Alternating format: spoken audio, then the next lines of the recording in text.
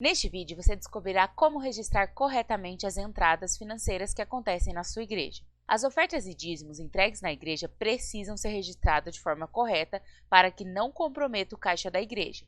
Por isso, aqui vão algumas dicas de como você deve fazer esse registro de forma correta. Registrar a entrada na data de contagem. Após feita a contagem das contribuições no culto, o valor e os envelopes são encaminhados para a tesouraria, onde será feito o registro de cada contribuição. Ainda que, de repente, o tesoureiro só vá registrar os valores no dia seguinte do culto, em sua planilha ou sistema, a data de recebimento de cada contribuição na igreja sempre deve ser a data da contagem. Ou seja, se a oferta foi recebida e contada no domingo, o tesoureiro na segunda-feira deve registrar como recebido no domingo e não na segunda.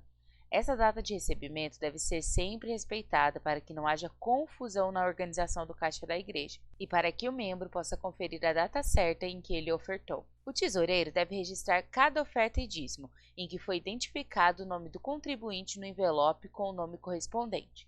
E no caso dos dízimos, o valor deve ser registrado na data de recebimento na igreja e uma data de referência ao mês em que o membro está entregando seu dízimo. Isso ocorre quando o membro está entregando o dízimo atrasado ou até adiantado, antes de um período de férias, por exemplo. Mesmo a data de referência sendo de outro mês, a entrada fica registrada no dia em que o membro entregou seu dízimo na igreja.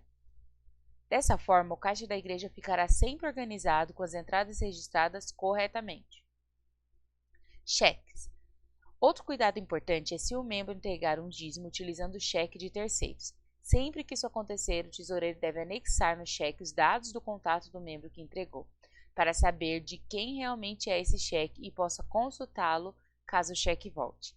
E com cheques pré-datados, o tesoureiro deve deixar guardado no cofre da igreja, que será lançado em seu sistema o valor do cheque em dinheiro quando o cheque for compensado. Depósitos. Várias igrejas hoje fornecem os dados da sua conta bancária para que os membros possam fazer depósitos ou transferências direto na conta da igreja. E no caso de depósitos não identificados, eles podem ser lançados no sistema da igreja como depósito não identificado. Porém, o ideal é que a igreja informe os membros que enviam o comprovante dessas transações, se identificando como o contribuinte no e-mail da igreja. Assim, o tesoureiro irá conseguir identificar certinho quem contribuiu. Doações. Caso algum membro da sua igreja faça uma doação de um objeto pessoal, primeiramente o tesoureiro deve pedir que ele preencha uma carta informando que está fazendo essa doação para a igreja, além de colocar o nome e o CNPJ da igreja neste documento. Após efetivamente doado, a igreja pode utilizar o objeto na igreja ou vendê-lo.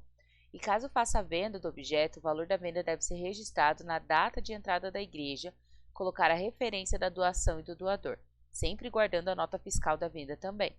Organizar os documentos. Após registrar todas as entradas, o tesoureiro deve ter uma pasta em que possa organizar os envelopes que foram identificados os contribuintes, os comprovantes de transferência, depósitos, cheques e recibos referentes ao mês de registro. Nessa pasta deve ter todos os documentos do dia 1 ao dia 30 ou 31 do mês de entrada, para que posteriormente a contabilidade possa ter acesso a essas informações de forma muito fácil e organizada. É interessante que o tesoureiro possa fazer um documento com resumo das entradas e do mês, como uma ficha de resumo das entradas, e deixar uma cópia deste documento na tesouraria e outra enviar para a contabilidade. Quando você seguir esse passo na sua igreja, ela estará com as entradas mais organizadas e o caixa da igreja será melhor administrado. Por isso, tenha o cuidado de registrar todos os recebimentos na data certa e de forma correta. Você deseja receber mais materiais como esse, onde nós falamos sobre cuidado da igreja? Siga as redes sociais do Igreja Eficiente e fique atento às novidades.